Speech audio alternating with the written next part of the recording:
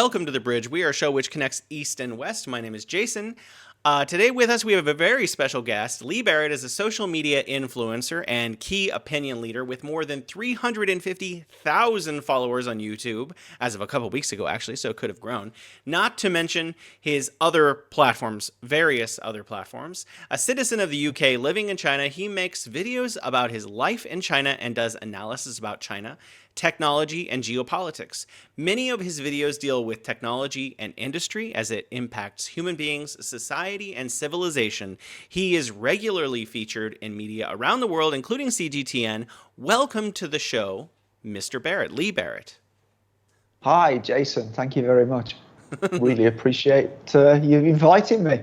Well, it's always nice to have a China hands insight into, can I ask you really quick, how long have you actually been living here? Okay, so I've lived here permanently for 5 years here in Shenzhen. However, the first time I came to China was 18 years ago. And for that first sort of 13 years, I probably spent half of my time here in China and half back in the UK. And I was flipping backwards and forwards sort of 4 times a year. So I'd spend like a month or so here, a month or so back in the UK, maybe 2 months here, 2 months in the UK. So I did this for sort of 13 years. And then, as I say, 5 years ago, I moved here permanently. I think every person I've interviewed thus far who has lived in China basically mostly exclusively just lived in China for some period of time. So your experience of going back and forth probably gave you more unique insights because that's a less common way of living. Could you tell us a little bit about why you came to China in the first place? What was your decision-making process at that time? Okay, so at that time I had a business and I was making bean bags, which is a soft furnishing for anybody who doesn't know that. They're kind of big, like cushion seats. I've had some, yeah. And they were being made by a factory in Hangzhou. But at that time, I wasn't dealing direct with a factory myself. I was dealing through, I wouldn't say an agent. He was actually a friend who was married to a woman from Shanghai, and they had a business here where they were helping foreign companies do sort of sourcing and overseeing quality of manufacturing. And they invited me out, and I took up that offer. And I landed in Shanghai and I thought, wow, this place is just amazing. And I kind of fell in love with China. And ever since then, I was coming back, as I say, I'm backwards and forwards 4 times a year till I eventually moved here. So what was your decision process when you actually decided to move here? What made you make that jump? That's easy. At that time, I was doing a lot of sourcing. I moved on from beanbags. I was now doing sort of mobile phone accessories, and a lot of that product was coming out of Guangzhou and some was coming out of Shenzhen. And I got tired of the traveling, so I thought, oh, I'll just base myself in China. I liked it there. I have a nice apartment here, so I thought I'll just move there. And then I now go back to the UK once, maybe twice a year, just to visit. Wow. I don't go back that often, but I like to go back also. A lot of the videos that I've seen, I've been following you for a long time. I think a lot of people who were interested in China have been following you for a long time, hence the hundreds of thousands of followers. A lot of them are with your son. So whose idea was it to get into social media in the first place and explore China together? Okay, so it was actually my idea. I'd actually been thinking about this for a long time, but I had no experience with YouTube. Now, my son, Ollie, he'd previously had a YouTube channel. He was a gamer. He was into a game called Call of Duty. So he had experience of a YouTube channel. So one day I sort of asked him, look, okay, shall we start up a YouTube channel? And the initial idea was that it was going to be a YouTube channel where we traveled around Southeast Asia, with China being our base. So I would say probably the channel was going to be 50% China, and the other 50% would have been other Southeast Asian countries, South Korea, Japan, Thailand, etc. But shortly after we started, COVID came along, so it threw a total spanner into the works about sort of traveling around other Southeast Asian countries. But the overlying, or the sort of the biggest factor of wanting to do it was because I travelled back to the UK extensively, and the narrative I was seeing there from people didn't align with the life I was living in China. There was a massive sort of disconnect between what people thought about China and what China was actually like. Well, so you transitioned or pivoted the reasons for making content from our adventures to this is what China is really like, and trying to tell China's real story so that people would have a more accurate understanding of what life was like here. Yeah, that's right. I mean, I as I said earlier, I've travelled backwards and forwards for 13 years, and I used to get very, very frustrated. I'd sometimes go back to the UK, and I wouldn't mention to people that I'd spent considerable time in China. I would have people say, "Oh, China this, China that, blah blah blah, blah blah blah," and then at the end of them letting them have their sort of little rant, I'd say, "Oh, so and when was it you were last in China?" And they would say, "Oh, I've never been." And I said, "Oh, well, that's really interesting that you have these thoughts, because I've spent a lot of time there, and I can tell you that it's not like what you think." So that was sort of one of the more sort of factors about sort of showing the real China, to try and educate some people in the West, to make them understand China a little bit more.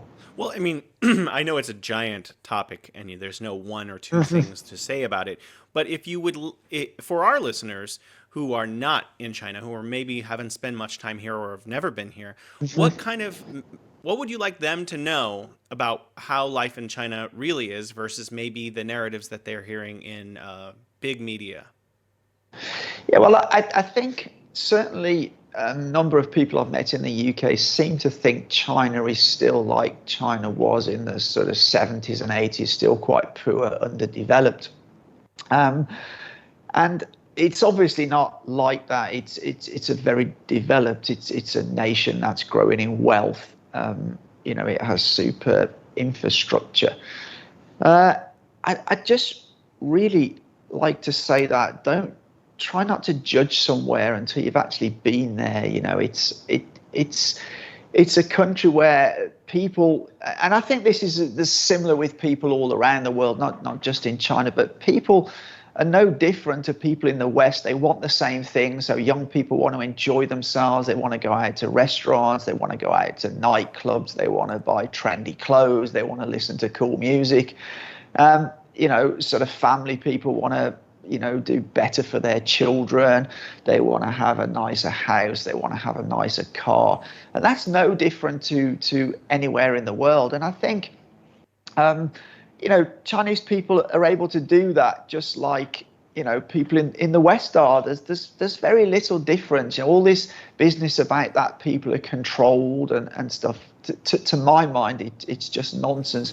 Of course, there are rules in China, and some of those rules are different to Western rules. But as a foreigner in China, I think you're a guest. So you shouldn't, you should abide by those rules. When I first came here, I used to get frustrated with some of those rules. Not necessarily rules, but how things were done differently. I used to get frustrated, but the more time I've spent here, the more I've learned to say, okay, that's the Chinese way of doing things, that's their way, and it's not up to me as a guest here to try and change those ways and those rules. That's actually very similar to my own story. There are things that I find different. Like, for example, in the United States, you can't walk around in most states with an open container of alcohol, whereas in China, it's like no big deal. So, I mean, in a way, For that's a little sure. bit more freedom. But I mean, there are other things that bother me a little bit. In some Chinese cities, there are bicycles on the sidewalk. a lot more frequently than there would be in where I'm from. And I get, oh, wow, why is it there? It shouldn't be. But then I look out at the cars and I'm like, okay, I can understand maybe why it is that way. It's not just the laws, it's also the culture, because the law says the bicycle shouldn't be on the sidewalk too. But that the culture is just like, okay, I'm on the sidewalk because, look at the traffic. But, it's a little frustrating coming from San Francisco, whereas if you got a bike on the sidewalk, the police are going to be like, whoa, stop right there, like, and there's, things like yeah, absolutely. Things are Yeah. different. It doesn't mean that it's like bad or good. And I actually very much relate to the idea of being a guest in China. Like, I think it's okay to give feedback. That's one thing. That's, but it's also not up to us foreigners living in their country, where clearly most people seem to be very happy and very well adjusted. Um, Yeah, I mean, you see surveys the you see surveys which suggest that the government have a very high rating mm, from the people. And in my experience, most of the people I've spoken to mhm, here, I don't speak a lot of Chinese, but you can appreciate there's a lot of well-educated people in China who speak English very well. And conversations I've had with them, a majority, I would say pretty much everybody I've spoke to, they have some minor niggles, but on the whole, they're very pleased with the way their government performs for them. And, I think from what I remember seeing those surveys, those ratings are well ahead of any Western governments by far. mm, mm. Latana does a survey every year, and usually Chinese people rate their own government at much higher Hmm. levels than other governments around the world. That's really interesting in Beijing. I'm not sure if it's true everywhere because, I primarily lived in Beijing and Wuhan. But in Hmm. Beijing, there's a phone number where you can call if you have a complaint about something, about anything. Like, okay, people are not, utilizing the subway correctly, or there's a tree where it shouldn't be, or whatever's going on. Or there's a dog's in the neighborhood that is out of control, or someone's, whatever it is. You can call 12345 and say, "Hey, I have an issue. Can you help me solve it?" And the local government officials will try to figure out if they can solve that problem for you. So, I think that's one thing people don't understand in the West is actually, like, the government's very responsive when people do have complaints. For sure. Yeah, I actually visited that call center in Beijing. It was a very interesting wow. experience. There's literally a building, and there's hundreds of operators, and they have various sort of criteria that they aim to answer any query within 24 hours. And I just share a little insight. I had a friend, and during COVID, um, the administration of the complex wouldn't let them go out. And they said, no, this is wrong. The central government have said that you can't keep us in the complex. So they called 12345, and that situation was resolved. The management of the complex then allowed them to leave the complex. So it just shows you how things can be addressed. I also think on the whole, and this is sort of an impression I get from observing, I think the government here are more in tune with the people. I think they collect a lot of information on the mood of the people. And I personally think that was one of the things when they started dropping all the COVID restrictions. I feel that the government sensed that people were getting very restless with it and realized it's time to change. And I think we had at that time a big change in the COVID policy. Mm, mm. Yeah, I've always actually kind of wondered how it suddenly it went from, like, hey, we're gonna keep waiting, to, okay, everyone, go about your business. It seemed like it Yeah, happened, and yeah, then, it every was kind of a very quick change, wasn't it? everyone I know got COVID within like a week, including me and my wife, Yeah. and then it was over, and basically mostly 99% it's pretty much rectified now. Um, I don't know if you can answer this question, but I want to ask anyway. I Why do you try. think foreign media get China so wrong in the first place? Because the narratives I hear coming out of your country and mine about from the UK and the United States are not like what life is actually like here. Why is it that the journalists in these respective countries are not telling China's story accurately? Mhm. I think, and this is my opinion, I think that there's two factors here.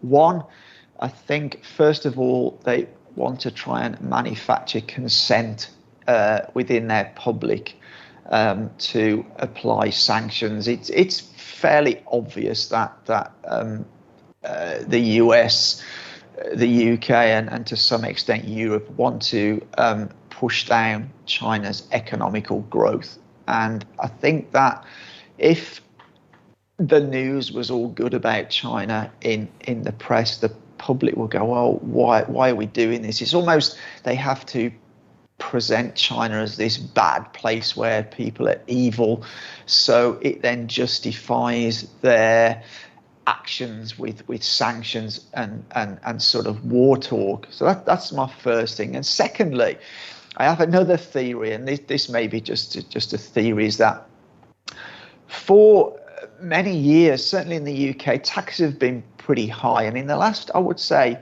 20 years, the standard of living hasn't improved that much in the UK. I think in some cases, more recently, it's actually gone backwards. We have a cost of living crisis, inflation's rocketing. Mm-hmm. And it's almost as if the authorities in the UK and some of these Western countries let their population see how great China actually is. We've got these super modern cities, fantastic infrastructure. Maybe people might start asking, oh, where the hell have all our tax money been spent? You see the US especially collect huge amounts of tax dollars.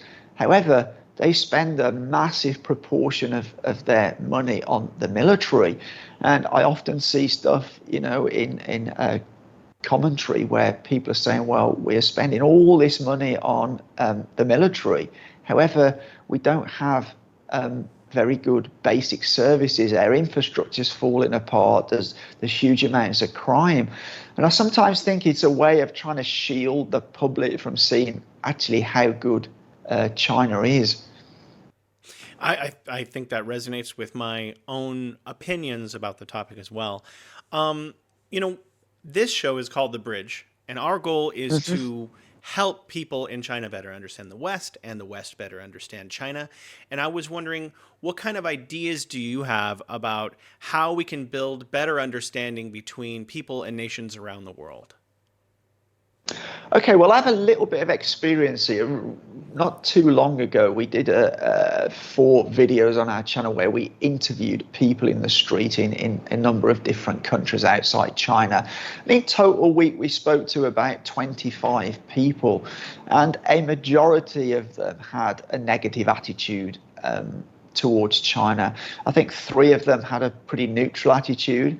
However, the 3 people that had a fairly positive attitude or a more positive attitude towards China were actually 3 people that had actually visited China. So my sort of thing is that if the Chinese government could sort of embark on a large program to bring especially young people here to actually see it and experience it for themselves, I think it would change a lot of minds, because those young people would speak to their friends, Mm-hmm. their relatives, and push that more positive tone. And I find it interesting if you look at, like, I'm pretty sure it's in the US as well, but in Europe and the UK, Mm-hmm. most university students will take a gap year. Mm-hmm. And many of them will travel Southeast Asia, Mm-hmm. but very few of them actually come to China. I think that's quite a shame, because China has so much to offer. They have cities, they have nightlife, they have beaches, they have deserts, they have forests, they have jungle. They literally have everything. And yet very few young people actually choose to come to China. I think that's quite sad, really. So, in addition to China facilitating more travel to itself, we should be encouraging people in the West to come to see China for themselves, to see it beyond the headlines. For sure. Or don't just read the headlines in mainstream media. Do a bit of digging, do some research, look at independent media like YouTube, for example. There are a lot of people within China, people actually here in China, who are uploading content and showing, what China's really like, as opposed to what the narrative in mainstream media is. I see a lot of your videos, and I'm going to pivot to a new topic a bit because it's fascinating to me. And you're on factory floors, you're behind the scenes exploring things that, even the foreigners who've lived here for 20 years haven't seen. Uh-huh. What motivates you to, and how do you get into these kind of venues? And what's the purpose of your exploration? Okay, well, I'm particularly interested in the technology and manufacturing factories because my background's engineering, actually. Mhm. I qualified as an electronic engineer many years ago now. But it's just a case of we work a little bit with Huawei, and Oh we yeah. get invited to some of their events. And then other companies see our videos on the channel and go, oh, we then get invites to factories and various events. And it's interesting to cover the technology because I think that, Chinese technology is moving very quickly. If you take 5G, for instance, a lot of the talk in the West is oh, it's faster for videos on our phone and that. But China are embracing a whole different area of that 5G technology, and they're embracing it in manufacturing and construction and project management and many, many different areas where I don't see so much of that happening in the West. And I feel that because the Chinese government has a lot of sort of scientists, engineers based in it, there's a bigger understanding of how to use technology to advance the economy and manufacturing than in the West. So you work with Huawei. That's fantastic. Actually, I used to have a Huawei phone. Gonna go back. Right now I'm on Xiaomi.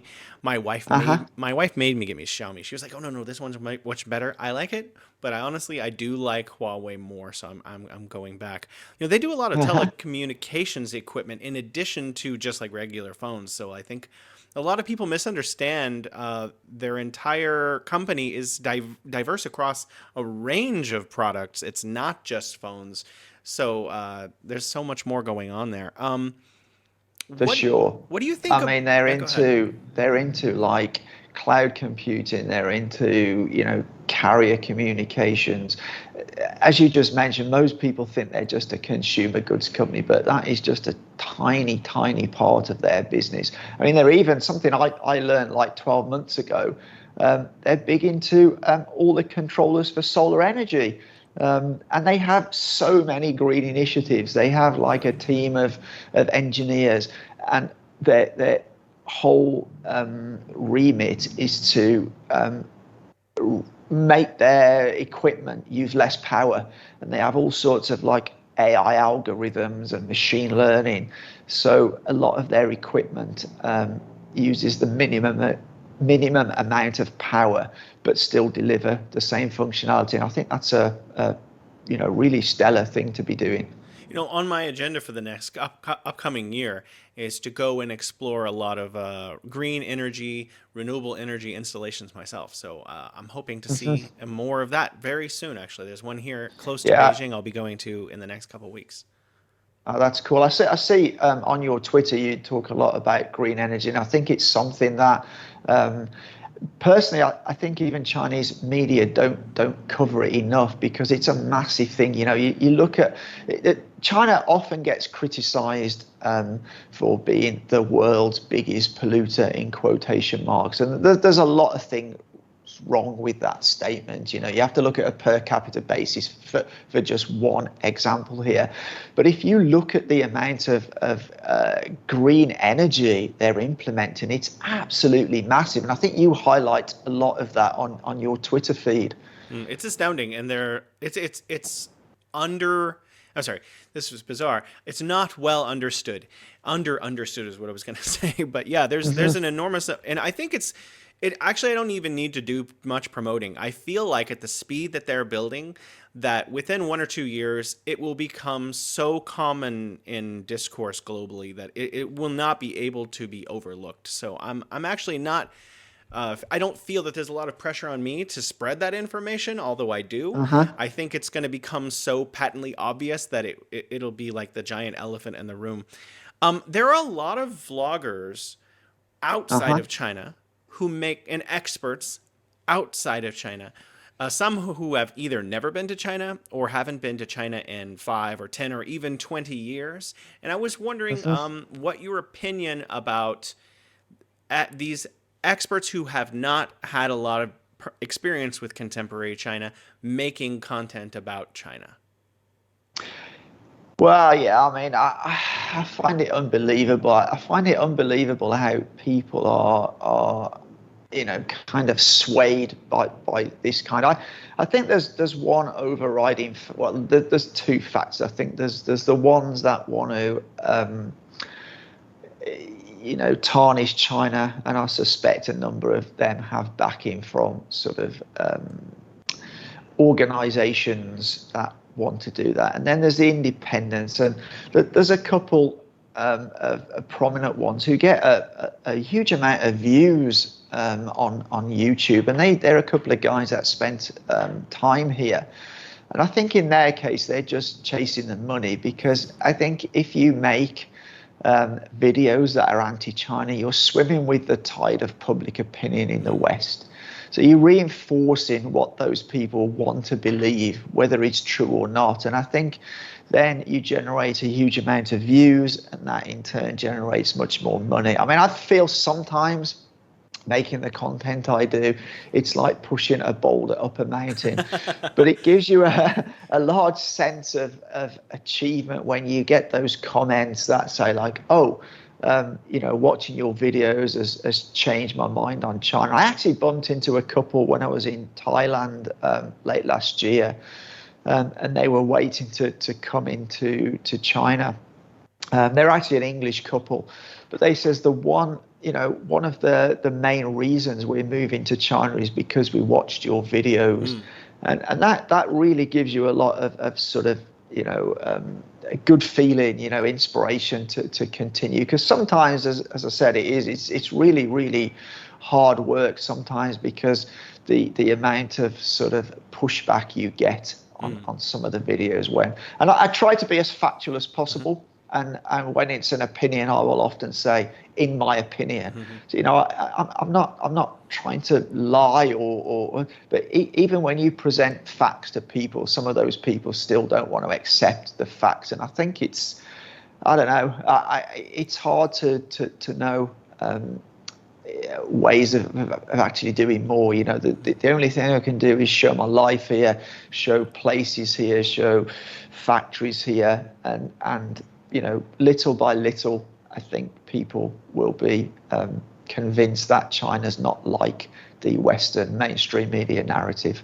Well, you do have a background in technology, and you do explore technology in a way that no one I know really does. So, your comments on the semiconductor struggle right now might be particularly insightful. So, could you comment a little bit about China's prospects for creating its own supply chain for high-end microprocessors, microchips, semiconductors?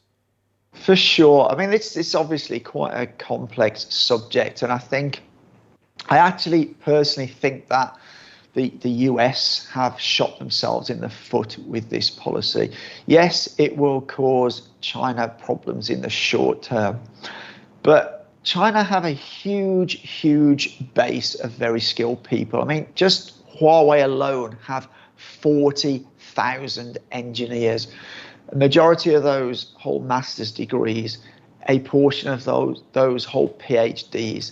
They will be working very hard on solving this problem. And from my observations, I think they're moving very quickly along the lines of solving these problems. Now, a lot of people talk about silicon, but silicon as a material for semiconductors is almost at the point where they can't push it any further. But there's actually alternate technologies. There's something called chiplet technology, which China are pumping a lot of resource into. There's also opto chips, which work on light rather than electrical pulses. And I know there's been a group set up at Tsinghua University. Tsinghua University is China's premium university for anybody who's not aware. But there's been a number of groups set up there to research different technologies. So it's possible that in the not too distant future, China could actually leapfrog silicon. And I just get the feeling there'll be a lot going on that is happening right now that they don't announce, because I think they want to wait until it's ready for market, and just, spending time around Huawei people, because I do some projects with Huawei. Mm-hmm. The feeling is that, okay, this is a bump in the road. As you know, a lot of listeners won't know, but China don't take a short-term approach on things. They take a long-term approach. So for China, 7 to 10 years is not a huge amount of time.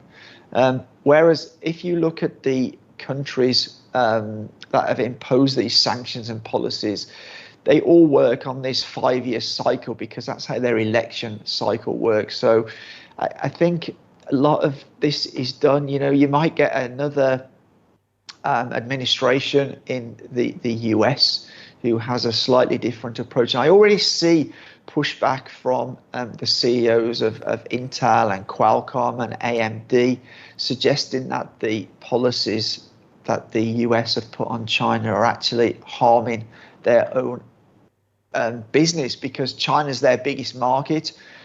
So they can't sell to China, so they can't earn as much revenue, so they then don't have as much revenue to put into R&D, where it seems to me China has no shortage of money to put into R&D, because it's a government initiative that we want to become tech self-sufficient. Mm-hmm.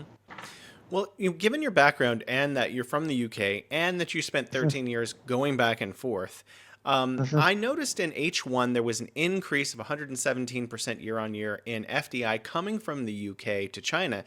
This is despite a lot of rhetoric coming from leadership and from media saying that there should be, I think it's not called decoupling, and it's de-risking now.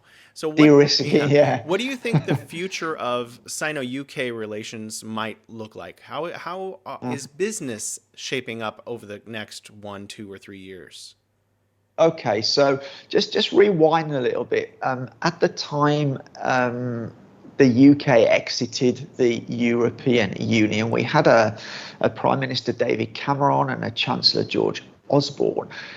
They were two guys who really saw the benefit of working with China. Now, the UK government is in a huge financial hole.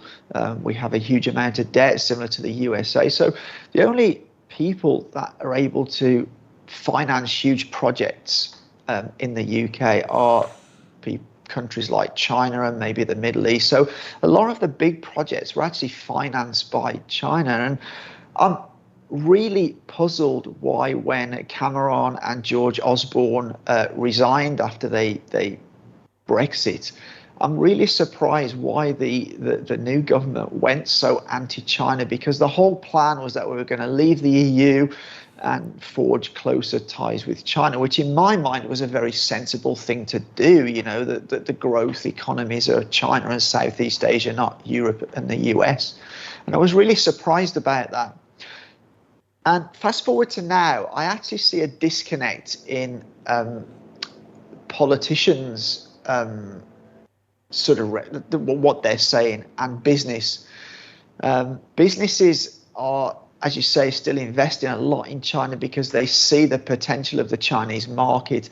This whole de-risking, deleveraging, decoupling, I think it's all a bit of a myth, because I think there's nowhere in the world who can manufacture like China can manufacture. Not only have they got manufacturing supply chains and clusters established, which have taken years to build up and cost, hundreds of millions, if not billions of dollars.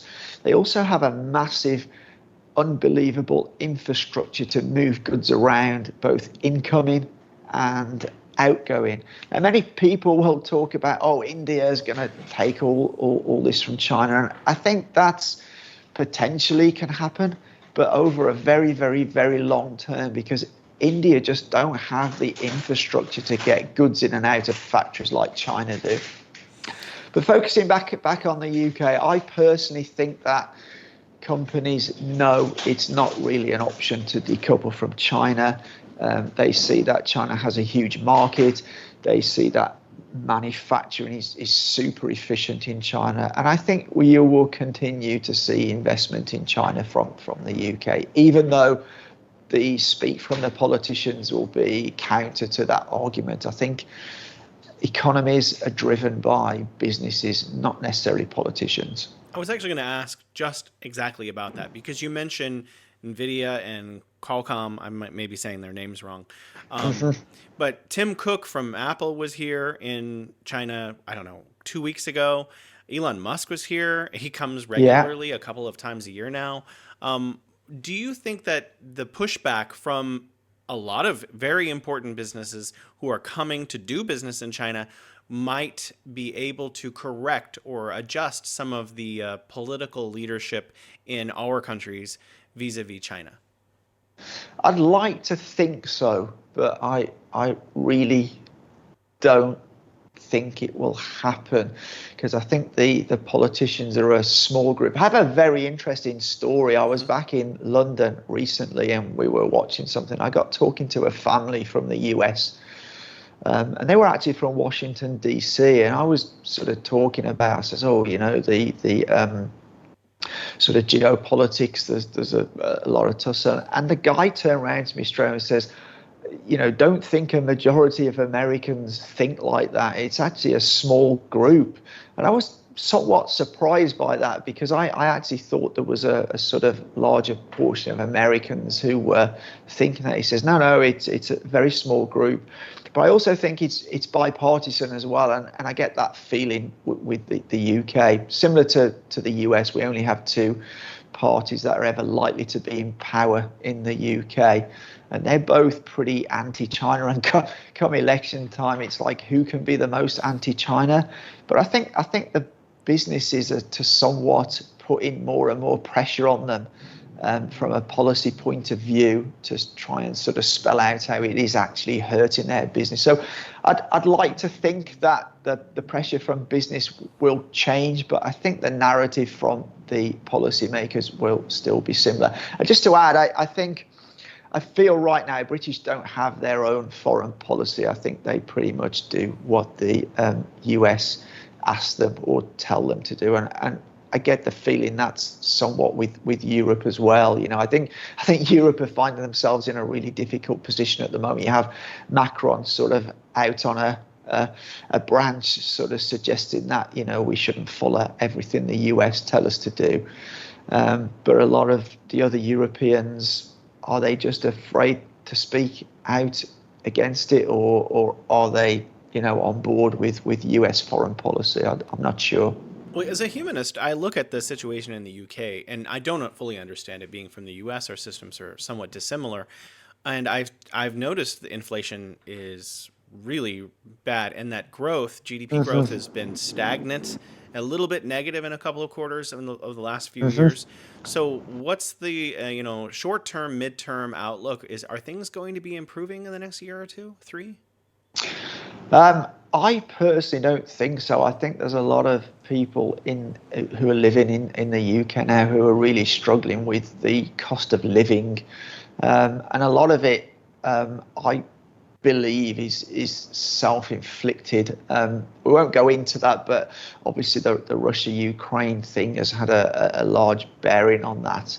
But I think it's a big mistake for the government not to push sort of pro-China policies. I hear, that the UK government ministers come out with things like, "Oh, we need to counter China because they will, they will affect our way of living," and I just don't see how that is the case, really. I mean, I speak to most, average UK families, and they're not really that bothered about what China are doing.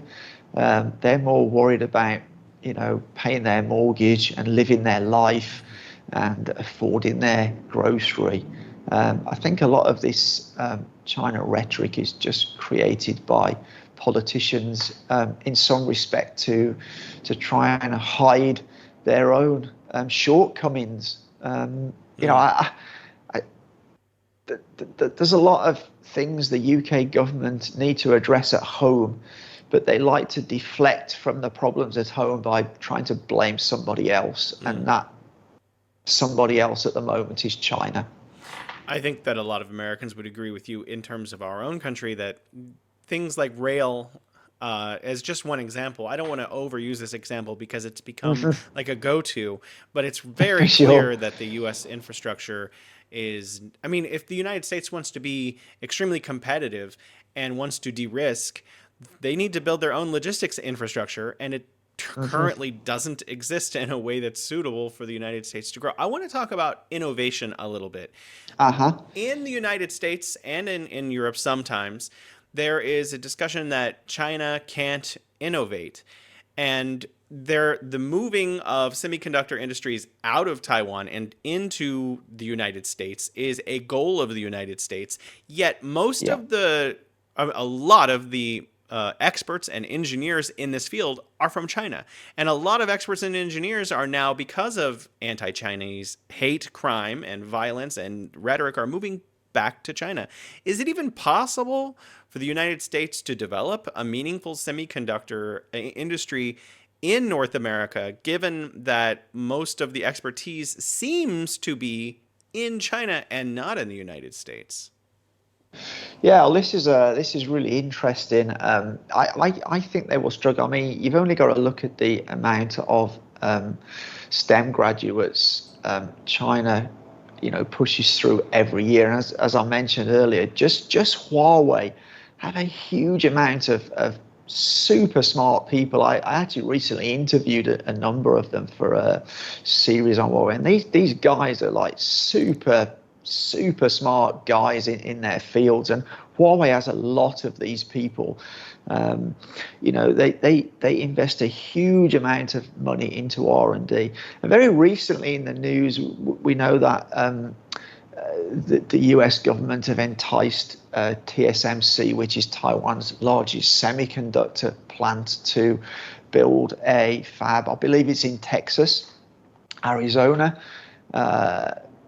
and already they've had to delay the opening of that plant by just a little over a year because they just can't recruit the expertise they need. So now it was planned to open in 2024. Now they've pushed it back to 2025.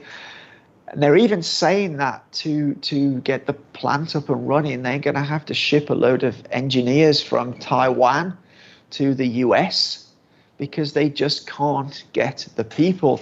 And as you mentioned, also recently, more and more top scientists and researchers are returning from the US back to China and other countries in Southeast Asia simply because they don't feel welcome in the States. A number of them have been branded as spies, or they're being watched very closely. They don't feel comfortable there. They're being abused with hate crime. So I think this is going to have a really detrimental effect on the US. I mean, I just give you, when I was growing up, I was really in awe of the US. I saw the space shuttle launch. I remember being at school for the first space shuttle launch, and I was just amazed, some of the things the US was doing. And I feel it's such a shame now how the US, everything they do, it's not because we want to help or we want to progress, it's to counter China. And I think if the US just actually focused on doing what they're good at, I mean, some of the best things have come out of the US over the years. They are very, very good at, innovation. I think if they could just take their focus off trying to stop China's rise and focus on just, innovating, research and development, I personally believe they could still stay ahead of China. Yeah, they have some of the best universities in the world in the United States. I mean, England has incredible universities too, but the United States just has way more of them. So For sure. it's a bigger country, a bigger population. And yeah, I agree with that argument a lot. If the United States was cooperating and competing in a different kind of way, they could probably attract more talent more readily. But essentially, they've been scaring away the talent, in my assessment, because they're saying all these terrible things about China and Chinese people, and the effect For is sure. noticeable, not just in the United States, but in a lot of other Western Hmm. countries as well. I wanted to talk about solar energy a little bit. Okay. Now, China produces more PV than any nation in the world by far. It's like 10 times more than the rest of the world Uh-huh. combined. Now, one of the things that is a huge priority all over the world right now is climate change. Now, Hmm. Europe is very serious about this, and the United States Yeah. claims to be very serious about this, and Australia clearly needs to make some moves, and so does Canada. A lot of countries around the world where fossil fuel emissions are a very real issue. If Hmm. if you're Germany right now, and you're really serious about cleaning up industry, it seems like installing as much solar and wind as fast as you can is the way forward. Putting aside the problems of battery technology, and because Hmm. there are lots of, that's a whole separate discussion. Does it make sense, if you are France, Germany, Canada, the United States, to import China's produces the most affordable solar in the world, or does it make sense to protect your own industry and try to build it home? Because there's an argument to be made for both. One, I want to create jobs, so I should create my own solar Hmm. industry. Or two, this is such a massive problem that we just need to fix it right now, and importing from China is clearly the fastest way down that road. For sure.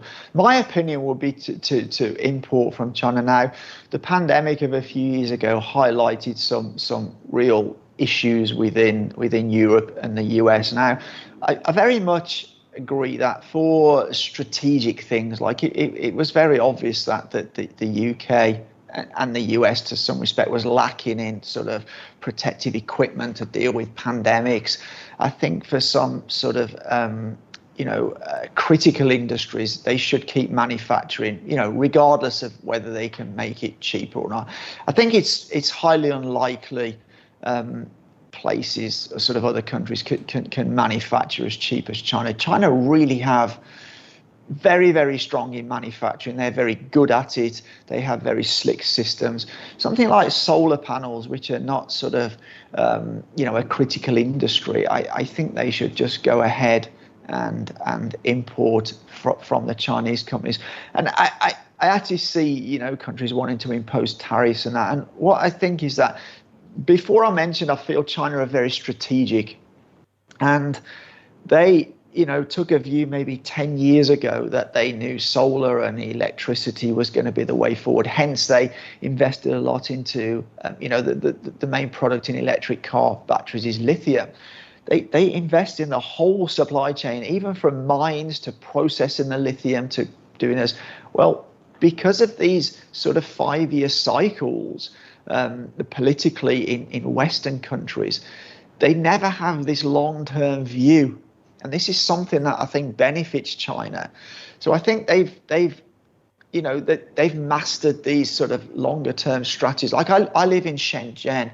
For years, there's been no fossil fuel taxis or buses in Shenzhen. And I would say 30 to 40% of private vehicles on the road are now electric. But I just think China have these much longer term plans and visions, which, because of the political system in the West, they don't have.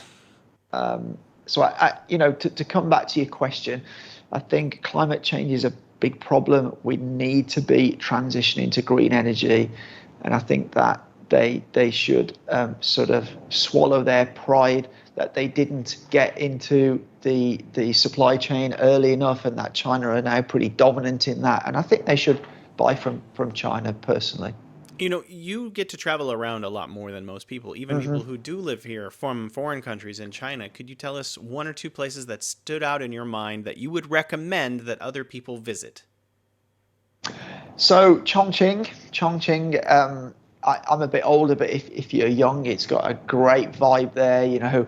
People are out eating and chatting and dancing and singing till well into the early hours. It's got a really, really good vibe. It's a great city. It's very hot in the summer, mind. Hmm. And I've actually just been to Jilin province, and it was my first time there. And I found that to be a great place. There's some great stuff to do there. It's not on most people's radars, but I actually had a good time there. There's interesting things to see and do. Yeah, I mean, I don't know. There's so many places in China that have got cool stuff going on. But Jilin was really interesting. Most of my guests that I have on, like we mentioned at the beginning of the program, they don't go back as often as you for your 13 years where you're Hmm. traveling back and forth. So, one of the questions I like to ask all of my guests is when you returned home, what shocked you? But I think your answer might be different because you went back and forth. So, could we talk about maybe the first year or two as you were going back and forth between China and the UK? What kinds of things did you notice that stood out in your mind that were similar and different about both places? Okay, so observations were that the first one was just the amount of people in China compared to the UK. I mean, it's on a completely different level. You know, um, we have a city with 1 million people. That's a big city. That's just a small time city here. It's just a town in China. Um, the other thing was convenience in China. Now, I went through the time where we saw WeChat Pay come in and Alipay, and just how quickly Chinese people adopt technology that makes their lives easier. And I noticed that that's something that's a big thing in China, whereas in the UK, people are much, especially older people, are much more slower to adopt technology. Where here in China, um, they adopt it much quicker. And also on that basis about paying with like fingerprint or face, there's a lot more of a pushback to that in the West because Hmm. they think it's a privacy issue. Whereas I don't see that so much here in China. And another thing, I'd grown up. I'm obviously older than numerous people. But I thought it. Hang on, I've lost my train of It's thought okay. there. Oh, yeah. So growing up, a lot of what I saw on the TV in the UK was whenever they talked about China, they would show footage of Beijing, people wearing the grey clothes, holding their little red books, riding their bicycles. Now, although I realised China was not still like that, even 18 years ago when I landed in Shanghai, I was pretty shocked at how modern that city was. And shortly after that, there was the Olympic Games, and they opened some of the first high-speed train lines, and wow, this is really sort of they're really invested in their infrastructure. Another one is cleanliness, how clean um, that their cities were. And I've seen that, all of those things I spoke about just continue to improve over the sort of 18 years I've been coming here and spent time here. I was actually that was gonna be my next question because I came here in 2012, 11 years ago, Mhm. and it's no secret, and it's absolutely true that in 2012, 2013, 2014, Beijing skies, and I'm not sure about all the other cities as much. I went to Jinan; it was the same there. Mhm. Were gray often, and there were a lot of you could smell, the smell of coal, and it was palpable, literally palpable, the degree of the pollution. But from 2015 to maybe 2019, it just disappeared. And like that's one of the things that I noticed in my 10 years here is that, the environment, not just the air, but the water quality was cleaned up just dramatically, night and day, completely different place. People who haven't been here in the last, 5 or 6 or 7 years, they may have a completely different picture in their mind, as you mentioned earlier in some of your comments. And I was wondering, since you've been coming and going from China for 18 years, what are some of the changes that you've noticed over that time, and maybe why should people who haven't been here in a while come back and see what contemporary China is like? Mhm. Well, as you just mentioned, the air and water pollution is a huge thing. That's been cleaned up and it continues to be cleaned up. Now, I think what people don't realize as well is just how big of a country China is. You can't possibly have the same amount of CO2 emissions as the US or the UK. And this annoys me when I see people, they will quote absolute numbers. Well, you have to look at per capita, and China CO2 emissions per capita are way down the list of many other countries. I think Europe and the USA are some of the biggest CO2 emitters per capita. I've noticed that. I've noticed how they've put in infrastructure, high-speed train to pretty much all the major cities, trains to a lot of smaller towns, highways. There's been, certainly in the last 2 or 3 years, there's been a massive push towards electric vehicles. I would say a good 30 to 40% of vehicles, like private vehicles on the road in Shenzhen, are now electric. I see there's a big push from the government for people to buy EVs.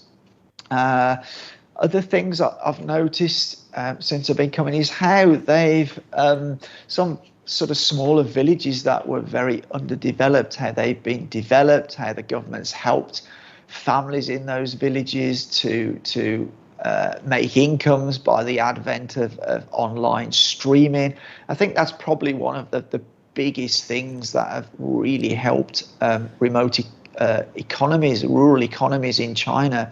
We went to one place where many years ago they grew a crop of corn, and they were quite poor in this village town, and they had failures in their crop. So some of the leaders from the village wanted to change, and we're going to grow vegetables.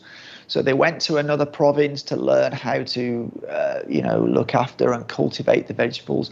Now they're far wealthier. Every year they grow huge crops of vegetables. They sell them using live streaming. They're able to ship them all over China because the infrastructure is now there. And I've seen many examples of this where basically, because there's a saying in China that to build your economy, you first need to build the roads. And that's something that I think the West failed to understand. Like in England, everything they build is, how are we going to make a profit on it in year one? The China are criticised by many observers in the West. High-speed rail, it's cost X billions to build. You'll never get the money back. Mm-hmm. But the money comes back in the economy, mm-hmm. because people can move around, goods can move around, and this is an intangible benefit that it's very difficult to measure. That it's a different set of KPIs than just for sure. Is rail benefiting the people who invested in rail directly? There's a totally different set of KPIs that you can see on the ground. We're kind of out of time. Could you tell us what platform can our listeners find you on? Where would you like them to go looking for you? Okay, so if you want to find us from the West, YouTube. If you're inside China, either Bilibili, Toutiao, or what's your channel called? Okay, so it's called Barrett, which is my family name, my surname, Barrett, and then for YouTube, just add a YT on the end. And for the Chinese platforms, is Barrett Kanzhongguo. Thank you so much for your time, Lee, and thank you for everything that you and your son do, and I look forward to your next explorations in China. Thank you very much. Thank you for having me. It's been a really interesting conversation.